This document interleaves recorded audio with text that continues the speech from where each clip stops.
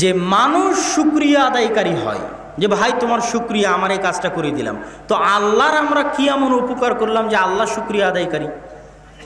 প্রশ্ন কি আমার বুঝতে পারছেন? কথা বলতে হবে আমার সাথে, প্রশ্ন কি বোঝা যায়? আল্লাহ বলছেন যে আল্লাহ শুকরিয়া আদায়কারী, শাকুর মানে শুকরিয়া আদায়কারী। শুকরিয়া আদায়কারী তো মানুষে হয়, যার উপকার করলে সে আমাকে শুকরিয়া আদায় করলো। আচ্ছা, আল্লাহ সুবহানাহু ওয়া তাআলা শুকরিয়া আদায়কারী, এটা বুঝার আগে আমাকে এবং আপনাকে বুঝতে হবে, আপনারা এখানে যে যতজন উপস্থিত আছেন, বহু মানুষের উপকার করেছেন, উপকার করে সে আপনাকে ধোঁকা দিয়েছে এমন হয়নি? হয়েছে না হয়নি? বহু মানুষের উপকার করেছেন, উপকার করার পর সে আপনার ক্ষতি করেছে এমন হয়েছে না হয়নি? হয়েছে। তাহলে কারো উপকার করার পর ধোঁকা খেলে মনে কষ্ট লাগে, কারো উপকার করার পর সে যদি পাল্টা আমার ক্ষতি করে মনে কষ্ট লাগে। কিন্তু আজকে যদি এই বক্তব্য শুনে আপনি বুঝতে পারেন যে আল্লাহ শাকুর, তাহলে আপনার মনে আর কোনো কষ্ট থাকবে না। যদি বুঝতে পারেন যে আল্লাহ শাকুর, আল্লাহ কি বুঝাতে চাচ্ছে এই শাকুর নাম দিয়ে? ইনি বিপদে পড়েছে, আমার কাছে 7,000 টাকা ধার চাইলো, আমি এই 7,000 টাকা ওনাকে ধার দিলাম। এই 7,000 টাকা ওনাকে ধার দেওয়ার বিনিময়ে আল্লাহ বলছে ওর শুকরিয়া আদায় করার জিম্মেদারি নয়, শুকরিয়া আদায় করার জিম্মেদারি কার? কে শুকরিয়া আদায় করবে আপনার? জোরে বলতে হবে, কে? আল্লাহ। আপনার প্রতিবেশী আপনার কাছে একটা জিনিস সহযোগিতা নিতে এসেছে, চাউল, ডাল, ভাত যেটাই হোক, আপনি দিলেন। মজার জিনিস দেখেন, তাহলে এবার বুঝেন, আমি যদি এনার কাছে শুকরিয়া চাই, এনার শুকরিয়া আদায় করার ক্ষমতা সীমাবদ্ধ, লিমিটেড। আপনি আপনার প্রতিবেশীর কাছে শুকরিয়া চাইলেন, তার শুকরিয়া আদায় করার ক্ষমতা লিমিটেড। উনি আমাকে কি দিয়ে শুকরিয়া আদায় করবে? বলবে থ্যাংক ইউ, অনেক অনেক শুকরিয়া ভাই, আপনি আমার সহযোগিতা করেছেন। আরও যদি শুকরিয়া আদায় করে আমাকে 5টা হাজার দিবে, 10টা হাজার দিবে, তার চেয়ে আরেকটু বেশি দিবে, তার চেয়ে আরেকটু বেশি দিবে, আমি কোনো বিপদে পড়লে কাজে লাগবে। কিন্তু ওনার শুকরিয়া আদায় করার সামর্থ্য কি? সীমাবদ্ধ, লিমিটেড। আর আল্লাহ যদি আপনার শুকরিয়া আদায় করে, তো আল্লাহ সুবহানাহু ওয়া তাআলার শুকরিয়ার কোনো সীমা আপনি নির্ধারণ করতে পারবেন? কোনো সীমা নির্ধারণ করতে পারবেন?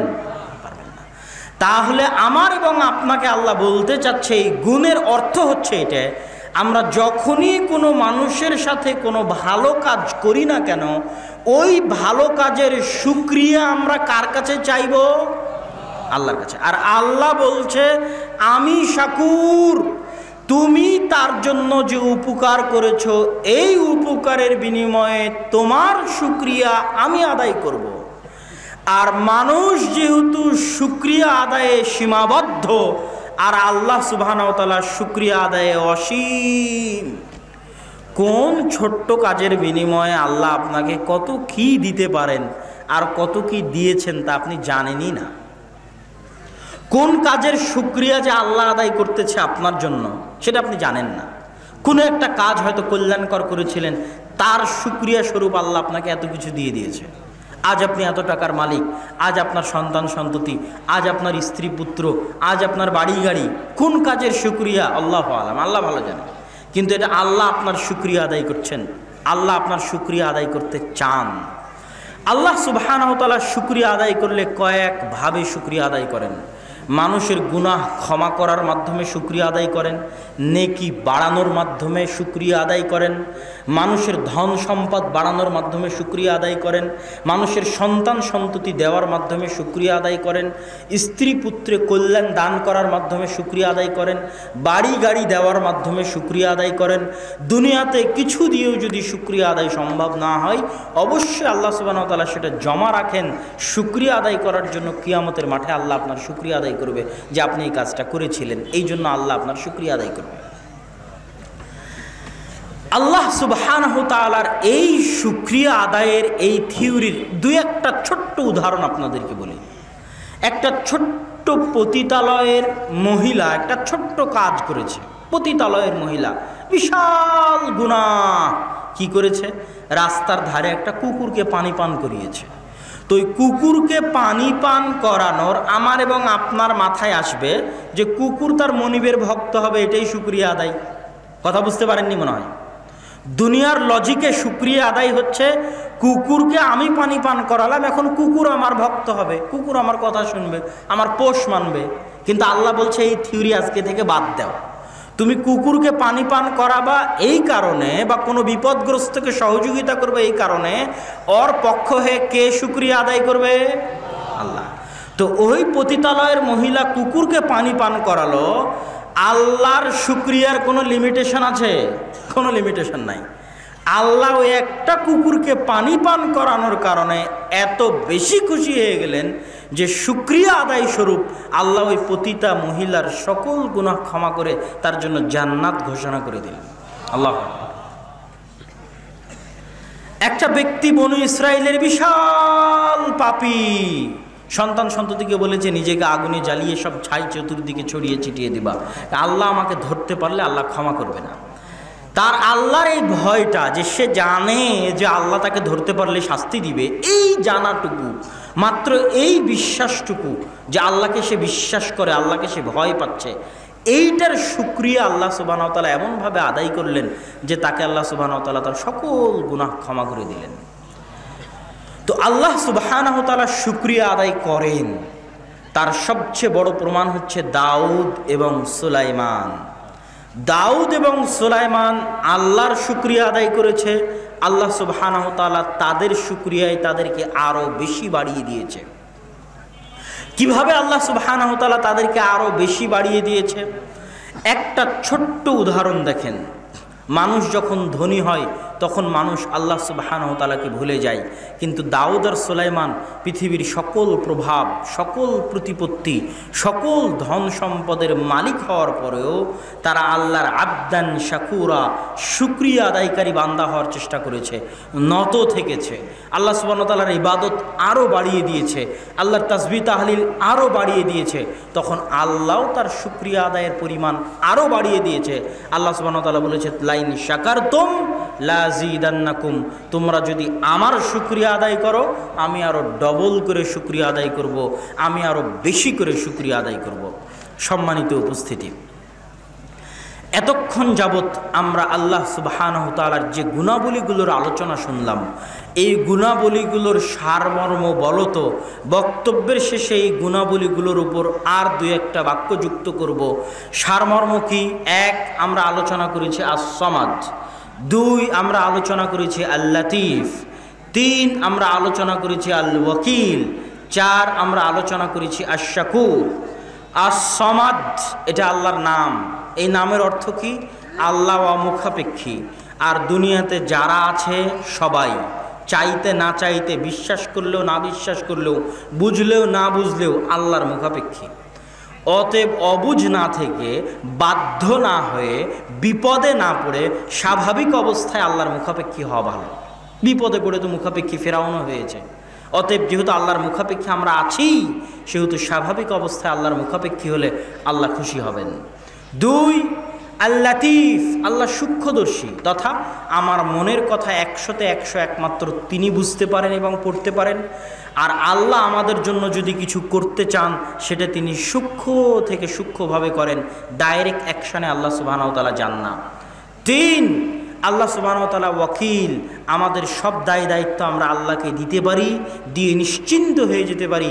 ছেলে মেয়ে, ধন সম্পদ, আত্মীয় স্বজন, বিপদ আপদ সকল ক্ষেত্রে নিশ্চিন্ত মনে আল্লাহর উপর দায়িত্ব দিয়ে টেনশন মুক্ত হওয়া সম্ভব।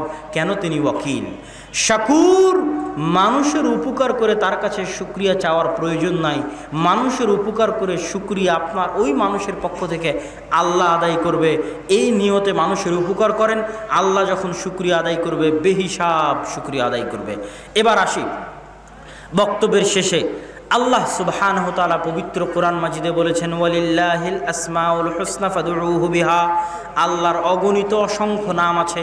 এরকম যে 4টা নাম বললাম, আমি যদি এরকম আল্লাহর 99টা নামের ব্যাখ্যা করতে থাকি, আপনি বুঝতে থাকবেন আর নতুনভাবে অনুভব করতে থাকবেন যে আল্লাহ কেমন, আল্লাহ কি, আল্লাহ কাকে বলে, আল্লাহর পরিচয় কি, বহু লম্বা আলোচনা হবে। তো আল্লাহ কোরআনে কি বলছে? ওয়ালিল্লাহিল আসমাউল হুসনা, আল্লাহর অগণিত অসংখ্য নাম আছে। তোমরা আল্লাহ সুবহানাহু ওয়া তাআলার এই অগণিত অসংখ্য নাম দিয়ে তোমরা আল্লাহকে ডাকো। দুই, রাসূল সাল্লাল্লাহু আলাইহি ওয়াসাল্লাম বলছেন, ইন্না লিল্লাহি 99 আসমা, আল্লাহর 99টা নাম আছে। 99টা নাম মানুষে জানে, আল্লাহর নাম অগণিত এবং অসংখ্য, যেটা বহু হাদিসে প্রমাণিত যে আল্লাহর নাম অগণিত এবং অসংখ্য, কিন্তু 99টা নাম মানুষে জানে। ওয়ালিল্লাহিল আসমাউল হুসনা ফাদউহু বিহা ইন্না লিল্লাহি 99 আসমা মান আহসাহা দাখালাল জান্নাহ। আল্লাহ সুবহানাহু তাআলার 99টা নাম পবিত্র কোরআন এবং হাদিসে বর্ণিত আছে। কেউ যদি এই 99টা নাম আয়ত্ত করে নেয়, মান আহসাহা, কেউ যদি আল্লাহ সুবহানাহু তাআলার এই 99টা নাম আয়ত্ত করে নেয়, দাখালাল জান্নাহ, সে জান্নাতে চলে যাবে। আল্লাহু আকবার। আল্লাহ সুবহানাহু তাআলার এই 99টা নাম আয়ত্ত করার অনেক মাধ্যম আছে, তার মধ্যে একটা মাধ্যম বলে আজকের বক্তব্য শেষ করব। সে একটা মাধ্যম কি? আল্লাহর গুণে গুণান্বিত হওয়া। আল্লাহর গুণে 100তে 100% মানুষের পক্ষে গুণান্বিত হওয়া সম্ভব নয়, কিন্তু যে মানুষ যত বেশি পরিমাণে আল্লাহর গুণে গুণান্বিত হওয়ার চেষ্টা করবে, আল্লাহর ওই গুণের বহিঃপ্রকাশ ওই মানুষের উপর তত বেশি পরিমাণে হবে। যেমন আল্লাহর একটা গুণ, আল্লাহ রহিম, আল্লাহ দয়া করে। আপনি আল্লাহর দয়া চাচ্ছেন, তো আপনার কি উচিত নয় অন্যের উপর দয়া করা? কথা বলেন, আপনার কি উচিত না উচিত নয়? উচিত। আল্লাহ ক্ষমাশীল, আপনি আল্লাহর কাছে ক্ষমা চাচ্ছেন, আপনার কি উচিত নয় অন্য কাউকে ক্ষমা করা? আপনার অধীনস্থ কর্মচারী, স্ত্রী, পুত্র, আত্মীয় স্বজন, দায়িত্বশীল, তাদেরকে ক্ষমা করা। তাহলে আল্লাহর গুণ ক্ষমা করা, এই গুণটা আপনি যত বেশি পরিমাণে নিজের মধ্যে আনতে পারবেন, তথা আপনি যত বেশি পরিমাণে মানুষের ভুল ত্রুটি ক্ষমা করতে পারবেন, আল্লাহর ক্ষমাশীল হওয়া এই গুণের বহিঃপ্রকাশ আপনার উপরে তত বেশি পরিমাণে হবে, তথা আল্লাহ আপনাকে তত বেশি পরিমাণে ক্ষমা করবে। আল্লাহু আকবার। ইরহামু মান ফিল আরদি ইয়ারহামুকুম মান ফিস সামা। হে দুনিয়ার মানুষ, দুনিয়াতে যারা আছে তাদের উপর তোমরা দয়া করো, তাহলে আসমানে যিনি আছে তিনি তোমাদের উপর দয়া করবে। তাহলে আল্লাহর এই যে নামগুলোর আজকে আলোচনা করলাম, আস-সামাদের ব্যাখ্যা দিলাম, আল ওয়াকিলের ব্যাখ্যা দিলাম, আশ-শাকুরের ব্যাখ্যা দিলাম, আল লাতিফের ব্যাখ্যা দিলাম, এরকম আরও আল্লাহ সুবহানাহু ওয়া তাআলার যত গুণ আছে, এগুলো যদি আমরাও আমাদের মধ্যে আয়ত্তে আনার চেষ্টা করি, যেটা যেটা সম্ভব। কিছু গুণ আছে যেটা অসম্ভব, মানুষের পক্ষে আয়ত্ত করা সম্ভব নয়। যেমন আল হাই, চিরঞ্জীব, মানুষের পক্ষে চিরঞ্জীব হওয়া সম্ভব নয়, কিন্তু আল্লাহ ক্ষমাশীল, মানুষের পক্ষে ক্ষমাশীল হওয়া সম্ভব। আল্লাহ দয়ালু, মানুষের পক্ষে দয়ালু হওয়া সম্ভব। আল্লাহ জ্ঞানী, মানুষের পক্ষে জ্ঞানী হওয়া সম্ভব। আল্লাহ দায়িত্ব নেয়, আপনিও দায়িত্ব নেন। তার একটা নমুনা আপনাদের সামনে পেশ করি। আল্লাহ সুবহানাহু ওয়া তাআলা দায়িত্ব নিলে তিনি দায়িত্ব পালন করেন। কিভাবে? সেই ঘটনা বলার আগে আপনাদের সামনে আরেকটা ঘটনা বলি। কিছুদিন আগে চিটাগাংয়ে একটা ছোট্ট বাচ্চা বাসার সবচেয়ে পরিচিত ব্যক্তির কাছেই রেখে গেছে। সেই পরিচিত ব্যক্তি ওই বাচ্চাটাকে হত্যা করে, জবাই করে নদীতে ভাসিয়ে দিয়েছে। ঘটেছে না ঘটেনি? ঘটেছে। তাহলে আপনি আপনার বাচ্চাকে স্কুলে পাঠাচ্ছেন কার জিম্মেদারিতে, কার হাওয়ালায়? আপনি আপনার বাচ্চাকে বাসায় রেখে যাচ্ছেন কার জিম্মেদারিতে, কার হাওয়ালায়? আপনি আপনার বাচ্চাকে সফরে পাঠাচ্ছেন কার জিম্মেদারিতে? আম্মা আপনি একটু দেখে রাখেন, আব্বা আপনি একটু দেখে রাখেন। এগুলো কথার কোনো গ্যারেন্টি আছে? এতক্ষণ আল্লাহ সুবহানাহু ওয়া তাআলা আপনাকে যেটা বুঝাতে চাইলেন যেগুলো কোনো কথার গ্যারেন্টি নাই। তাহলে সবার আগে কাকে দায়িত্ব দিতে হবে? যে আল্লাহ আমি বাসা থেকে চলে যাচ্ছি, বাচ্চা রেখে গেলাম, কার দায়িত্বে? তোমার দায়িত্বে। কার দায়িত্বে? তোমার দায়িত্বে। হে আল্লাহ, আমার সন্তানকে সফরে পাঠালাম, আস্তাউদিউকুমুল্লাহ, আমার সন্তানের যাবতীয় হেফাজতের দায়িত্ব আমি কার উপর দিলাম? আল্লাহর উপর দিলাম। এবার আল্লাহ দায়িত্ব নিলে যে পূরণ করে তার দুটো উদাহরণ আপনাকে দিব। এক, মুসা আলাইহিস সালাতু ওয়াস সালাম এবং খিজির আলাইহিস সালাতু ওয়াস সালাম যখন সফর করছেন, তখন সফরের শেষ স্টপেজ, শেষ থামার জায়গা, শেষ স্টেশনে একটা গ্রামের একটা ভাঙ্গা বাড়ি তারা ঠিক করে দিচ্ছেন। ওই গ্রামে খাবারের সহযোগিতা চাওয়া হয়েছিল, গ্রামবাসী সহযোগিতা করেনি। মুসা আলাইহিস সালাতু ওয়াস সালামের মন খারাপ। তো মুসা আলাইহিস সালাতু ওয়াস সালাম বললেন, যেই গ্রামের লোকজন খাবারে সহযোগিতা করলো না সেই গ্রামের ঘর এবং বাড়ি কেন আপনি ঠিক করে দিবেন? তো যাই হোক, তখন খিজির আলাইহিস সালাতু ওয়াস সালাম বললেন, হাদা, এটা আমার এবং তোমার মধ্যে ফারিকুম বাইনি ওয়া বাইনাকুম, তুমি আমার সাথে থাকতে পারবে না, তোমার আর আমার মধ্যে বিচ্ছিন্নতা। তবে কেন করলাম সেগুলোর কারণ তোমাকে বলে যাই।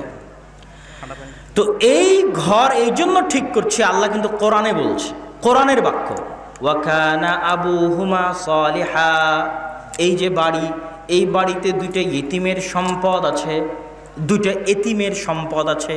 এই দুইটা এতিমের বাপ মা সৎ ছিল। ওই বাপ মা মারা যাওয়ার সময় তাদের এই দুই এতিম বাচ্চার সম্পদ হেফাজত করার দায়িত্ব কাকে দিয়ে গেছিল? কাকে দিয়ে গেছিল জোরে বলেন? আল্লাহকে দিয়ে গেছিল। আল্লাহ সুবহানাহু ওয়া তাআলা পবিত্র কোরআনে বলছেন, ওয়াকানা আবুহুমা সালিহা, সৎ পিতামাতা ছিল, দায়িত্ব দিয়ে গেছে আল্লাহর উপর। এই জন্য আল্লাহ চান, কোরআনের মধ্যে আল্লাহ বলছেন, আল্লাহ চান, আপনার প্রতিপালক চান যে এই বাড়ি আমরা ঠিক করে দিই, যাতে এই সম্পদ হেফাজতের সাথে, সুরক্ষার সাথে ওই দুই এতিম বাচ্চার নিকটে পৌঁছে যায় যাদের অভিভাবক আল্লাহকে অভিভাবক বানিয়ে গেছিল। আল্লাহু আকবার। এটা একটা উদাহরণ। নবীদের দিয়ে আল্লাহ কাজ করিয়ে নিচ্ছেন কেন? তিনি দায়িত্ব নিয়েছেন তাই। দুইজন সৎ পিতামাতার কাছ থেকে দায়িত্ব নিয়েছেন, তাদের এতিম সন্তানের আল্লাহ দায়িত্ব নিয়েছেন, এই জন্য নবীদের দিয়ে কাজ করাচ্ছেন। ইব্রাহিম আলাইহিস সালাতু ওয়াস সালাম যখন সন্তান সন্ততিকে কাবা ঘরের পাশে, তখন তো কাবা ঘর ছিল না, নির্জন মরুভূমিতে, মানুষ নাই, পশু নাই, পাখি নাই, ফেলে রেখে আসতেছেন, তখন পিছনে পিছনে তার স্ত্রী হাজেরা হাঁটতেছে আর বলতেছে, আইনা তাজহাব ইয়া ইব্রাহিম, ইব্রাহিম আপনি কোথায় যাচ্ছেন, ইব্রাহিম আপনি কোথায় যাচ্ছেন? ইব্রাহিম আলাইহিস সালাম কথা বলেন না। শেষ পর্যন্ত উনি বলতে বাধ্য হলেন, আমারাকাল্লাহ, আল্লাহ কি আপনাকে আদেশ দিয়েছে এখানে রেখে যাওয়ার? তো তখন তিনি বললেন, হ্যাঁ, আল্লাহ আদেশ দিয়েছে এখানে রেখে যাওয়ার। তখন তিনি বললেন, ফালাই ইউদাইয়ানাল্লাহ, তো আল্লাহ আমাদেরকে কোনোদিন ধ্বংস করতে পারেন না। আচ্ছা, সেটা তার আল্লাহ ভরসা। এবার ইব্রাহিম আলাইহিস সালাতু ওয়াস সালাম সন্তান সন্ততিকে আড়ালে করে পাহাড়ের পাশে হাত তুলে দোয়া করছেন, হে আল্লাহ, ইন্নী আসকানতু মিন যুররিয়াতি, আমি আমার বংশের একটা অংশকে এমন নির্জন জায়গায় রেখে গেলাম যেখানে খাবারের ব্যবস্থা নাই, পানির ব্যবস্থা নাই, কিন্তু কার দায়িত্বে দিয়ে গেলাম? জোরে বলেন, কার দায়িত্বে? আল্লাহর দায়িত্বে দিয়ে গেলাম। ওয়াকাফা বিল্লাহি ওয়াকিলা, আর আল্লাহ ওয়াকিল হিসেবে যথেষ্ট। ওয়ামান ইয়াতাওয়াক্কাল আলাল্লাহ ফাহুয়া হাসবুহ, কেউ যদি অন্তরের অন্তরস্থল থেকে আল্লাহর উপর কোনো দায়িত্ব দিয়ে দেয়, তার জন্য আল্লাহ যথেষ্ট, আর কাউকে লাগবে না সেই দায়িত্ব পালন করার জন্য। তাহলে আল্লাহ সুবহানাহু ওয়া তাআলা আমার এবং আপনার সকল দায়িত্ব নিতে বসে আছেন, অপেক্ষমান আছেন, এবং কোরআনে শত শত জায়গায় আদেশ দিয়েছেন যেন আমরা আল্লাহ সুবহানাহু ওয়া তাআলার উপর দায়িত্ব দেই। আপনি যদি আজকের বক্তব্যে বুঝে যান যে ওয়াকিল মানে কি, আল্লাহর একটা গুণ, আল্লাহ ওয়াকিল, আল্লাহ দায়িত্ব নিতে চান এবং দায়িত্ব নিলে পালন করেন, তাহলে হারাম রুজির চাকরি ছাড়তে আপনার ভয় হবে? ভয় হবে? ভয় হবে না। হারাম রুজির চাকরি আপনি 1 সেকেন্ডে ছাড়তে পারবেন। কেন? আপনার রুজি রুটির দায়িত্ব আপনি কাকে দিতে পারবেন? আল্লাহকে দিতে পারবেন। আল্লাহ সুবহানাহু ওয়া তাআলাকে ওয়াকিল বানাতে পারবেন, এবং অন্তরের অন্তরস্থল থেকে যদি পরিপূর্ণরূপে আল্লাহকে ওয়াকিল বানান, আল্লাহ দায়িত্ব পালন করবে। বক্তব্যের এই আলোচনার শেষে একটা দোয়া পড়ে শেষ করি। আমরা যখন বাড়ি থেকে বের হই তখন কি বলি? বিসমিল্লাহি তাওয়াক্কালতু আলাল্লাহ লা হাওলা ওয়ালা কুওয়াতা ইল্লা বিল্লাহ। বাড়ি থেকে যখন আমি বের হচ্ছি তখন শত বিপদ মাথায় নিয়ে বের হচ্ছে। যে কোনো মুহূর্তে অ্যাক্সিডেন্ট হতে পারে, যে কোনো মুহূর্তে মারা যেতে পারে, যে কোনো মুহূর্তে একটা গাড়ি আমাকে চাপা দিয়ে যেতে পারে, যে কোনো মুহূর্তে যে কোনো কিছু হতে পারে। কিন্তু আমি কি বলে বের হচ্ছি? বিসমিল্লাহি তাওয়াক্কালতু আলাল্লাহ, আমার সব দায়িত্ব আল্লাহর উপর দিয়ে বের হচ্ছে। লা হাওলা ওয়ালা কুওয়াতা ইল্লা বিল্লাহ। এই বাক্যটা অনেক মানুষ বুঝে না যে লা হাওলা ওয়ালা কুওয়াতা ইল্লা বিল্লাহর মানে কি। সবাই বলে যে লা হাওলা ওয়ালা কুওয়াতা ইল্লা বিল্লাহ। এর অর্থ হচ্ছে, পৃথিবীতে যারা আমার ক্ষতি করতে চায়, পৃথিবীতে যারা আমার শত্রু, পৃথিবীতে যারা আমার সাথে হিংসা করতে চায়, তাদের হিংসা করার শক্তি জিরো, তাদের ক্ষতি করার শক্তি জিরো, তাদের আমাকে ধ্বংস করার শক্তি জিরো। লা হাওলা ওয়ালা কুওয়াতা ইল্লা বিল্লাহ। আল্লাহর শক্তি, আল্লাহর ক্ষমতা ছাড়া পৃথিবীতে আর কোনো কিছুর ক্ষমতাকে এই বাক্যের মধ্যে স্বীকার করা হয়নি, মেনে নেওয়া হয়নি। যে যেই ক্ষতি করতে চাক না কেন, ওর ক্ষতি করার ক্ষমতা জিরো, যদি না আল্লাহ তাকে শক্তি দেন। কথা বুঝতে পারেননি মনে হয়। তথা পৃথিবীতে একটা পারমাণবিক বমের শক্তি জিরো। এই বাক্যের অর্থ হচ্ছে এটা, যে একটা পারমাণবিক বম এখানে রেডি হয়ে আছে, ওর পাওয়ার ইজিক্যাল টু জিরো। লা হাওলা ওয়ালা কুওয়াতা ইল্লা বিল্লাহ। যদি না আল্লাহ সেটাকে বিস্ফোরিত হওয়ার অনুমতি না দেন, ক্ষতি করার অনুমতি না দেন, সকলের পাওয়ার জিরো। লা হাওলা ওয়ালা কুওয়াতা ইল্লা বিল্লাহিল আলিয়্যিল আযীম। আমার আলোচনা আজকে আল্লাহ সুবহানাহু ওয়া তাআলার যে গুণাবলী, সেই গুণাবলীর শেষ যে বৈশিষ্ট্য যেটা নিয়ে আমরা আজকে আলোচনা করব, সেটা আগের যতগুলো আলোচনা করলাম সবগুলোর চেয়ে ব্যতিক্রম। আলহামদুলিল্লাহ, আলহামদুলিল্লাহি ওয়াহদাহ, ওয়াসসালাতু ওয়াসসালামু আলা মান লা নাবিয়্যা বা'দাহ। وقال تعالى في كلامه المجيد: ولله الأسماء الحسنى فادعوه بها. وعن أبي هريرة رضي الله تعالى عنه أنه قال: قال رسول الله صلى الله عليه وسلم: إن لله 99 أسماء من أحصاها دخل الجنة. সম্মানিত উপস্থিতি, যাবতীয় প্রশংসা, হামদ ও সানা মহাপরাক্রমশালী আল্লাহ সুবহানাহু তাআলার জন্য। সকলেই বলি আলহামদুলিল্লাহ। দরুদ ও সালাম বর্ষিত হোক পৃথিবীর সর্বশেষ এবং সর্বশ্রেষ্ঠ রাসূল আহমদ মুহাম্মদ মুস্তাফা সাল্লাল্লাহু আলাইহি ওয়াসাল্লামের প্রতি। আজকে আপনাদের অত্র ইসলামী সম্মেলনে আমার সংক্ষিপ্ত আলোচনার বিষয়বস্তু মহান আল্লাহ সুবহানাহু তাআলা কে, তার পরিচয় কি। আল্লাহ সুবহানাহু তাআলা কে এবং তার পরিচয় কি, এই বিষয়ের উপর সংক্ষিপ্ত গুরুত্বপূর্ণ আলোচনা পেশ করার চেষ্টা করব ইনশাআল্লাহুল আজিজ। আল্লাহ সুবহানাহু তাআলা অদৃশ্য সত্তা, যাকে দুনিয়ার চর্মচক্ষু দিয়ে আমরা দেখতে পারি না বা দেখা সম্ভব নয়। বানু ইসরাইল, ইহুদিরা মুসা আলাইহিস সালাতু ওয়াস সালামের নিকটে দাবি করেছিল আল্লাহ সুবহানাহু তাআলাকে দুনিয়ার চক্ষু দিয়ে দেখার। তাদের সেই দাবি পূরণ হয়নি, কেননা মানুষের সেই ধারণ ক্ষমতা, সেই যোগ্যতা নেই। যেহেতু আল্লাহ সুবহানাহু তাআলাকে চোখে দেখা যায় না, সেহেতু আল্লাহ সুবহানাহু তাআলা কে, তিনি কেমন, তার পরিচয় কি, এটা জানা এবং বুঝার জন্য আল্লাহ সুবহানাহু তাআলার নাম ও গুণাবলীর বাইরে আমাদের কোনো রাস্তা নেই।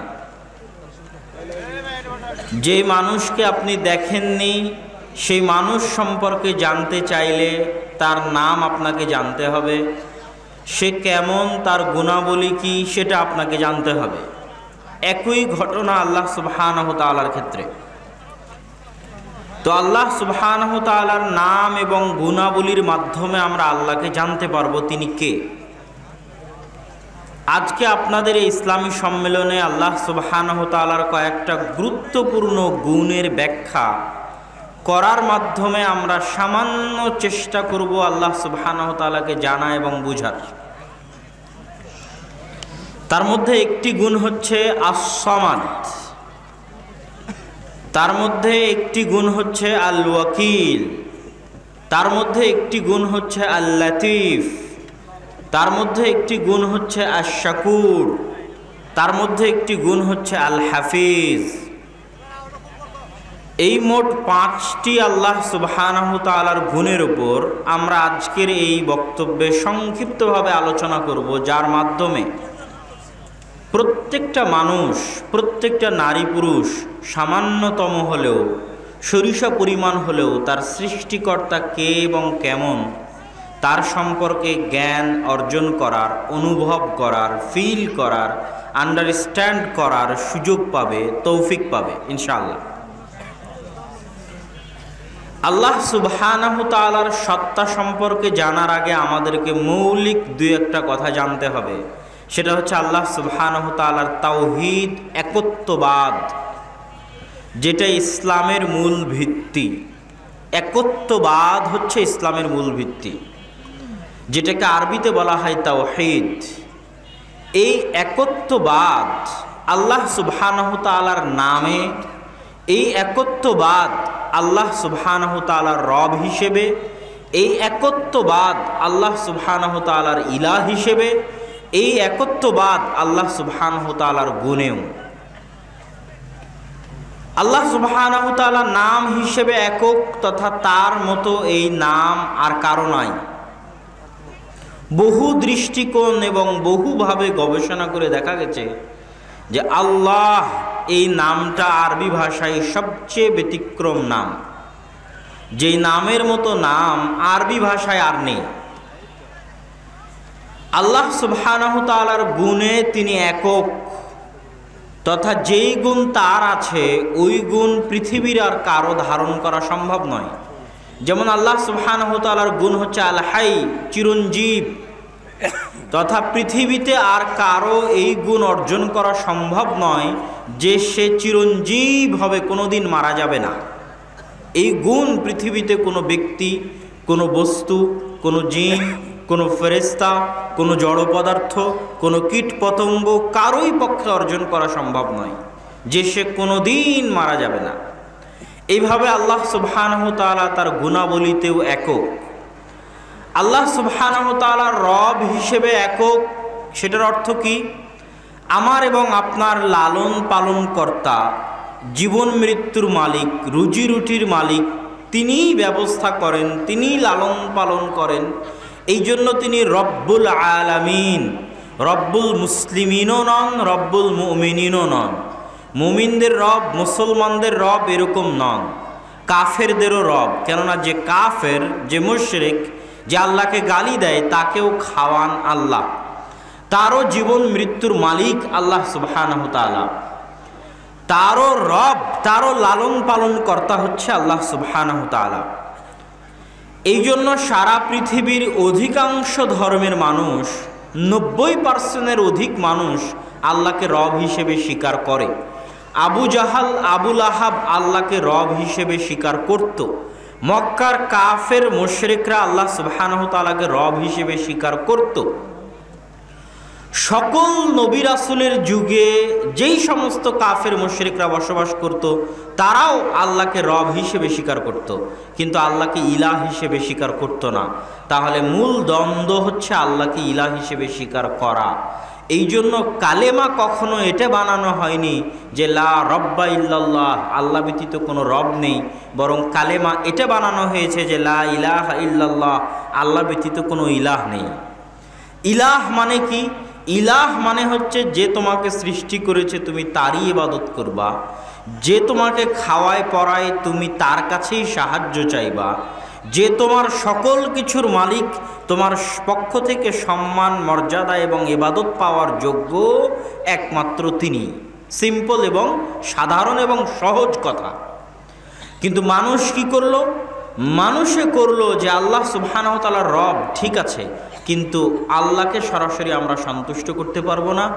আল্লাহর কিছু অলিয়া উলিয়া আছে, কিছু দেব দেবী আছে, তাদের পূজা করার মাধ্যমে আল্লাহকে সন্তুষ্ট করতে হবে। অলিয়া উলিয়ার কবরে যাওয়ার মাধ্যমে আল্লাহকে সন্তুষ্ট করতে হবে। তাবিজ কবজের মাধ্যমে সাহায্য নিতে হবে। মাদুলি ইত্যাদি শিরকি কার্যক্রম, জাদুকর, তারপরে গণক, তাদের মাধ্যমে সাহায্য নিতে হবে। এই ধ্যান ধারণা যখন মানুষের মনে পোষণ করলো, তখন মানুষের উলুহিয়তের দাবি এবং দাওয়া কেটে গেল। তাহলে এতক্ষণ আমরা আল্লাহ সুবহানাহু তাআলার বিস্তারিত পরিচয়ে যাওয়ার আগে সারমর্ম স্বরূপ কয়েকটা কথা মনে করতে পারি। এক, আল্লাহ সুবহানাহু তাআলা রব হিসেবে একক ও অদ্বিতীয়। আল্লাহ সুবহানাহু তাআলা ইলাহ তথা ইবাদত পাওয়ার যোগ্য হিসেবে একক ও অদ্বিতীয়। আল্লাহ সুবহানাহু তাআলা তার নামে এবং গুণে একক ও অদ্বিতীয়। এবার আল্লাহ সুবহানাহু তাআলার যেই নাম দিয়ে আমরা আজকে আমাদের আলোচনা শুরু করব, সেই নাম হচ্ছে আস-সামাদ। আস-সামাদ এই নামটা আল্লাহ সুবহানাহু তাআলা পবিত্র কোরআনে আর কোথাও ব্যবহার করেননি, শুধুমাত্র একটি জায়গাতেই ব্যবহার করেছেন। অথচ তিনি তার নাম গফুর, তার নাম রহমান, তার নাম রহিম। আল্লাহ সুবহানাহু তাআলা তার নাম আজিজ, হাকিম। আল্লাহ সুবহানাহু তাআলা তার নাম আলিম, সামি'। এগুলো পবিত্র কোরআনের বহু অগণিত অসংখ্য জায়গায় ব্যবহার করেছেন। কিন্তু আস-সামাদ এই নামটা আল্লাহ সুবহানাহু তাআলা শুধুমাত্র একটি জায়গাতেই পবিত্র কোরআনে ব্যবহার করেছেন, আর দ্বিতীয় কোথাও ব্যবহার করেননি। তার কারণ হচ্ছে এই নামের ভারাত্ম, এই নামের ওজন, এই নামের ভয়ঙ্করতা, এই নামের ভয়াবহতা, এই নামের দাপট, এই নামের প্রতাপ, এই নামের প্রভাব এত বেশি যে আল্লাহ সুবহানাহু তাআলা এই নামকে শুধু এক জায়গাতেই উল্লেখ করেছেন, সেটা হচ্ছে সূরা ইখলাস। দ্বিতীয়ত, এই নামে আল্লাহ সুবহানাহু তাআলা যেই বর্ণগুলো ব্যবহার করেছেন, সদ, মিম, দাল, এগুলো হচ্ছে আরবিতে সবচেয়ে শক্তিশালী, ওজনওয়ালা, উচ্চারণ করতে হয় এই রকম বর্ণমালা দিয়ে আল্লাহ সুবহানাহু তাআলা তার এই নামটা সাজিয়েছেন। এই নামটার উচ্চারণও অনেক ভয়াবহ। সামাদ অনেক ভয়াবহ উচ্চারণ, সহজ উচ্চারণ নয়। মানুষের হৃদয়কে কাঁপিয়ে দিতে পারে যদি সত্যিকারভাবে এই নামকে উচ্চারণ করা যায়। শুধু উচ্চারণ মানুষের হৃদয় কাঁপিয়ে দিবে। আল্লাহ সুবহানাহু তাআলা তার এই নাম যেই সূরায় ব্যবহার করেছেন এবং যেখানে ব্যবহার করেছেন সেটার পরিপ্রেক্ষিতে রাসূলুল্লাহ সাল্লাল্লাহু আলাইহি ওয়াসাল্লাম হাদিসে বলেছেন, আল ইসমুল আযম, আল্লাহ সুবহানাহু ওয়া তাআলার সবচেয়ে মহান নাম ইসমে আজম। আপনাদের বহুর জানা আছে এই বাক্যটা যে ইসমে আজম দিয়ে দোয়া করলে সেই দোয়া ফেরত দেওয়া হয় না, সেই দোয়া সাথে সাথে কবুল করা হয়। ইসমে আজম শব্দের অর্থ হচ্ছে আল ইসমুল আযম। এই শব্দের অর্থ হচ্ছে মহান নাম, মহৎ নাম, বিশাল নাম। সেই ইসমে আজমটা হচ্ছে আল্লাহ সুবহানাহু ওয়া তাআলার এই নাম আস-সামাদ। তথা এই নামের ওসিলা দিয়ে যেখানে দোয়া চাওয়া হয়েছে, যেটা রাসূলুল্লাহ সাল্লাল্লাহু আলাইহি ওয়াসাল্লাম শিখিয়ে দিয়েছেন, আল্লাহুম্মা ইন্নী আসআলুকা বিআন্নী আশহাদু আন্নাকা আনতাল্লাহ লা ইলাহা ইল্লা আনতাল আহাদুস সামাদ লাম ইয়ালিদ ওয়া লাম ইউলাদ। এই যে এই দোয়ার মধ্যে ব্যবহার হলো আস-সামাদ, এটাই হচ্ছে ইসমে আজমের দোয়া। তো এতক্ষণ আমরা জানলাম যে আল্লাহ সুবহানাহু ওয়া তাআলার এই সামাদ নামটা উচ্চারণে ব্যতিক্রম, পবিত্র কোরআনে ব্যতিক্রম এবং এই নামের ফজিলত ব্যতিক্রম। এবার আসেন আমরা দেখি এই নামের অর্থ কি, কেন এই নাম এত ব্যতিক্রম, এত প্রতাপ, এত প্রভাব। সামাদ শব্দের দুটো অর্থ। এক, আল্লাহ সুবহানাহু তাআলা অমুখাপেক্ষী। দুই, আল্লাহ সুবহানাহু তাআলা ব্যতীত পৃথিবীতে আর যা কিছু আছে সকল কিছু আল্লাহর মুখাপেক্ষী, স্বেচ্ছায়, অনিচ্ছায়, অনুগত অবস্থায়, বাধ্যগত অবস্থায়, চাইতে না চাইতে, ভালো লাগলেও না ভালো লাগলেও, মন চাইলেও না মন চাইলেও, স্বেচ্ছায় অনিচ্ছায় আল্লাহ সুবহানাহু তাআলা ব্যতীত পৃথিবীতে যা কিছু আছে, মানুষ, জিন, পশু পাখি, কীট পতঙ্গ, পঙ্গপাল, যা কিছু আছে সবাই মুখাপেক্ষী আল্লাহ সুবহানাহু তাআলার স্বেচ্ছায় অনিচ্ছায়, চাইলেও না চাইলেও, বুঝলেও না বুঝলেও, মানলেও না মানলেও, বিশ্বাস করলেও বিশ্বাস না করলেও তারা আল্লাহ সুবহানাহু তাআলার মুখাপেক্ষী। আর আল্লাহ সুবহানাহু ওয়া তাআলা হচ্ছেন অমুখাপেক্ষী। তথা আল্লাহ সুবহানাহু ওয়া তাআলা মানুষকে 24 ঘন্টা দেখিয়েছেন যে মানুষ কতটা দুর্বল। মানুষ, আমি এবং আপনি 3 বেলা না খেলে বাঁচতে পারবো না, না ঘুমালে বাঁচতে পারবো না, পেশাব পায়খানা না করলে বাঁচতে পারবো না। তথা আমরা পেশাব পায়খানার মুখাপেক্ষী, খাবারের মুখাপেক্ষী, ঘুমের মুখাপেক্ষী। এরকম প্রত্যেকটা ধাপে ধাপে আমরা কোনো না কোনো কিছুর মুখাপেক্ষী। আর আল্লাহ নিজের ক্ষেত্রে কি বলেছেন? আল্লাহু লা ইলাহা ইল্লা হুয়াল হাইয়ুল কাইয়্যুম লা তাখুযুহু সিনাতুন ওয়ালা নাওম। আল্লাহ সুবহানাহু ওয়া তাআলাকে তন্দ্রা এবং নিদ্রা স্পর্শ করে না। আল্লাহ সুবহানাহু ওয়া তাআলাকে ক্লান্তি স্পর্শ করে না। আল্লাহ সুবহানাহু ওয়া তাআলা লা ইয়াতআম বাল ইউতইম, নিজে খান না বরং মানুষকে খাওয়ান। তথা আল্লাহর খাওয়ার প্রয়োজন হয় না, মানুষের খাওয়ার প্রয়োজন হয়, সেটার ব্যবস্থা আল্লাহ করে দেন। লাম ইয়ালিদ ওয়া লাম ইউলাদ, মানুষের জন্ম নিতে বাপের প্রয়োজন হয়, মানুষের দুনিয়াতে আসার পর সন্তানের প্রয়োজন হয়। আল্লাহ সুবহানাহু ওয়া তাআলা লাম ইয়ালিদ ওয়া লাম ইউলাদ, তার কোনো পিতাও নাই, তার কোনো সন্তানও নাই। তথা এমন কিছু নাই যেটার প্রতি আপনি আল্লাহ সুবহানাহু ওয়া তাআলাকে মুখাপেক্ষী করতে পারবেন যে আল্লাহ সুবহানাহু ওয়া তাআলার এই জিনিসটার দরকার আছে, এই জিনিসটার প্রয়োজন আছে, আল্লাহ সুবহানাহু ওয়া তাআলার এই জিনিসটা লাগবে। আপনার মনে প্রশ্ন জাগতে পারে যে আমার আপনার সালাত সিয়াম এটা তো আল্লাহ চেয়েছে, তাহলে আল্লাহর তো দরকার যে মানুষ তার ইবাদত করুক, আল্লাহর তো প্রয়োজন যে মানুষ তাকে মেনে চলুক এবং তার বিধানকে লঙ্ঘন না করুক। এটাও আল্লাহ সুবহানাহু ওয়া তাআলা এবং তার রাসূল একটা হাদিসে স্পষ্ট করে দিয়েছেন, যেটা আল্লাহ সুবহানাহু ওয়া তাআলা এই সামাদ নামের অর্থকে পরিপূর্ণ করে। রাসূলুল্লাহ সাল্লাল্লাহু আলাইহি ওয়াসাল্লাম বলেছেন, ইয়া ইবাদি কুল্লুকুম জায়ি ইল্লা মান আতআমতুহু, হে আমার বান্দারা তোমরা সকলেই ক্ষুধার্ত যতক্ষণ না আমি তোমাদেরকে খাওয়াই। ফাস্তাতিমুনি, অতএব তোমরা আমার কাছে খাবার চাও। উতইমুকুম, আমি তোমাদেরকে খাবার দিব। ইয়া ইবাদি কুল্লুকুম আর, হে আমার বান্দারা তোমরা সকলেই উলঙ্গ। ইল্লা মান কাসাউতুহু, যতক্ষণ না আমি তোমাদের কাপড় পরিধান করার ব্যবস্থা আমি করে দিয়েছি। তোমরা কাপড় পরে আছো, এটার ব্যবস্থা আমি করে দিয়েছি। ফাস্তাকসুনি, তোমরা কাপড় পরিধানের বস্ত্র আমার কাছে চাও, আমি তোমাদের সেই ব্যবস্থা করে দেব। ইয়া ইবাদি ইন্নাকুম তুখতিউনা বিল্লাইলি ওয়ান নাহার, হে আমার বান্দারা তোমরা দিনে রাতে গুনাহ করো। ওয়া আনা উগফিরুকুম যুনুবাকুম, আর আমি তোমাদের গুনাহকে ক্ষমা করে দিই। ফাস্তাগফিরুনি, আমার কাছে ক্ষমা চাও, আমি তোমাদেরকে ক্ষমা করে দিব। এবার আসছি আমাদের মূল পয়েন্টে। আল্লাহ সুবহানাহু ওয়া তাআলা আরো কি বলছেন?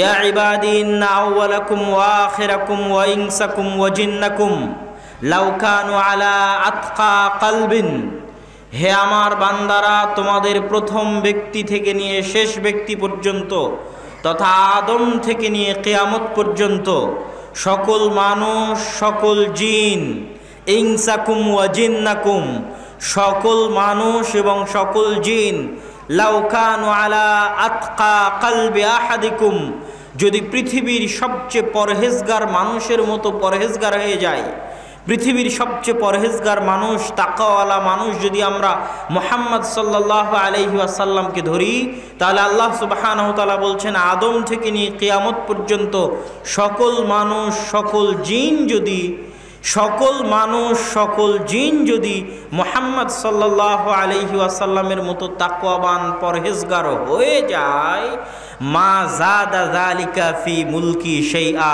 তাহলে আমার সরিষা সমপরিমাণ উপকার করতে পারবে না। কি বুঝলেন? যে আপনার ইবাদতের আল্লাহর দরকার আছে? কথা বলেন না যে আপনার ইবাদতের ঠেকা পড়েছে আল্লাহ সুবহানাহু ওয়া তাআলার। আল্লাহ এই বাক্যে ক্লিয়ার করে দিলেন যে সারা পৃথিবীর সবাই যদি মুহাম্মদ সাল্লাল্লাহু আলাইহি ওয়াসাল্লামের মতো হয়ে যায়, তাকওয়াবান পরহেজগার, মা জাদা যালিকা ফি মুলকি শাইআ, আমার রাজত্বে, আমার ক্ষমতায়, আমার প্রভাব এবং প্রতিপত্তিতে, আমার কোনো কিছুতে সরিষা সমপরিমাণ তোমরা ইবাদত করে উপকার করতে পারবা আমার, এই ধারণা তোমরা করিও না। লাং তানফাউনি, আমার উপকার করার ক্ষমতা তোমাদের নাই। পরের বাক্যে আল্লাহ কি বলছেন? ইয়া ইবাদি ইন্না আউওয়ালাকুম লাউ আন্না আউওয়ালাকুম ওয়া আখিরাকুম ওয়া ইনসাকুম ওয়া জিন্নাকুম, হে আমার বান্দারা, যদি তোমাদের প্রথম ব্যক্তি থেকে নিয়ে শেষ ব্যক্তি পর্যন্ত সকল মানুষ, সকল জিন, পৃথিবীর সবচেয়ে পাপিষ্ঠ পাপাচারী ফাসেক কাফেরে পরিণত হয়ে যায়, সবাই যদি ফেরাউন হয়ে যায়, মা নাকাসা যালিকা মিন মুলকি শাইআ, তাহলে সারা পৃথিবীর সব মানুষ আর সব জিন মিলে যদি সকাল সন্ধ্যা আল্লাহকে গালি দেয়, সকাল সন্ধ্যা আল্লাহর নাফরমানি করে, তো আল্লাহ সুবহানাহু ওয়া তাআলা বলছেন আমার সরিষা সমপরিমাণ ক্ষতি করার ক্ষমতা, আমার রাজত্বে সরিষা সমপরিমাণ কমতি করার ক্ষমতা তোমাদের নাই, এই সাধ্য তোমাদের নাই। এটা হলো আস-সামাদ, অমুখাপেক্ষী, তথা আপনার ইবাদতেরও আল্লাহ সুবহানাহু ওয়া তাআলা মুখাপেক্ষী নন। এবার মানুষ তথা আল্লাহ সুবহানাহু ওয়া তাআলা ব্যতীত পৃথিবীতে যা কিছু আছে সব আল্লাহর মুখাপেক্ষী, চাইতে না চাইতে, স্বেচ্ছায় অনিচ্ছায়, বুঝলেও না বুঝলেও, মানলেও না মানলেও, তার নাম হচ্ছে আস-সামাদ। তার সবচেয়ে বড় উদাহরণকে, তার সবচেয়ে বড় উদাহরণ হচ্ছে ফেরাউন। তার সবচেয়ে বড় উদাহরণ হচ্ছে ফেরাউন। ফেরাউন যখন পানিতে ডুবে যাচ্ছে তখন সে বলছে আমানতু বিরব্বি মূসা ওয়া হারুন। 1700 বছর পৃথিবীতে রাজত্ব চালানোর পর ফেরাউন যখন পানিতে ডুবছে তখন সে বুঝছে যে আল্লাহ সুবহানাহু ওয়া তাআলা হচ্ছে আস-সামাদ। চাইতেও তুমি আমার মুখাপেক্ষী, না চাইতেও তুমি আমার মুখাপেক্ষী, স্বীকার করলেও আমার মুখাপেক্ষী, না স্বীকার করলেও আমার মুখাপেক্ষী, বুঝলেও আমার মুখাপেক্ষী, না বুঝলেও আমার মুখাপেক্ষী, বিশ্বাস করলেও আমার মুখাপেক্ষী, বিশ্বাস না করলেও আমার মুখাপেক্ষী। কেন? আমি হচ্ছে আস-সামাদ। ফেরাউন মানেনি, বুঝেনি, বিশ্বাস করেনি। যখন পানিতে ডুবছে তখন বুঝছে যে আল্লাহ সুবহানাহু ওয়া তাআলা হচ্ছে আস-সামাদ, বিশ্বাস না করলেও তার মুখাপেক্ষী। আমরা যদি স্বেচ্ছায় আল্লাহ সুবহানাহু ওয়া তাআলাকে আস-সামাদ মনে না করি, এখনই যদি আপনার প্যারালাইসিস হয়ে যায়, আপনি বুঝবেন যে আপনি আল্লাহর মুখাপেক্ষী, আপনি কত দুর্বল। আপনার স্ত্রী, পুত্র, ভাই বোন, আত্মীয় স্বজন কত অসুস্থ আছে, কত অসহায় মানুষ আছে, কত দুর্বলতা নিয়ে আমরা আমাদের জীবন যাপন করছি, কত অসহায়ত্ব নিয়ে আমরা আমাদের জীবন যাপন করছি। আল্লাহ সুবহানাহু ওয়া তাআলা মানুষকে কত দুর্বল করে সৃষ্টি করেছে। প্রত্যেকটা ধাপে ধাপে আপনি বুঝবেন যে আপনি চাইলেও আল্লাহর মুখাপেক্ষী, না চাইলেও আল্লাহর মুখাপেক্ষী, বিশ্বাস করলেও আল্লাহর মুখাপেক্ষী, বিশ্বাস না করলেও আল্লাহ সুবহানাহু ওয়া তাআলার মুখাপেক্ষী। এই জন্য আল্লাহ সুবহানাহু ওয়া তাআলা বলেছেন ওয়ালিল্লাহি মা ফিস সামাওয়াতি ওয়া মা ফিল আরজ, আসমান এবং জমিন এবং তার মাঝে যা কিছু আছে সকল কিছুর মালিক হচ্ছেন আল্লাহ সুবহানাহু ওয়া তাআলা। আসমান এবং জমিন এবং তার মাঝে যা কিছু আছে তার মালিক যেমন আল্লাহ, আর এক আয়াতে আল্লাহ কি বলেছেন? ইউসাব্বিহু লিল্লাহি মা ফিস সামাওয়াতি ওয়া মা ফিল আরজ, আসমান এবং জমিন এবং তার মাঝে যা কিছু আছে, জীব জন্তু, জড় পদার্থ, জড় বস্তু, সবাই আল্লাহর তাসবিহ পাঠ করে। এই মাইকও আল্লাহর তাসবিহ পাঠ করে, এই কাপড়ও আল্লাহর তাসবিহ পাঠ করে, এই চেয়ারও আল্লাহর তাসবিহ পাঠ করে, এই কাগজও আল্লাহর তাসবিহ পাঠ করে, আপনার পুরো শরীরের সকল অঙ্গ প্রত্যঙ্গ আল্লাহর তাসবিহ পাঠ করে। শুধু আপনার অন্তর শয়তানের প্ররোচনা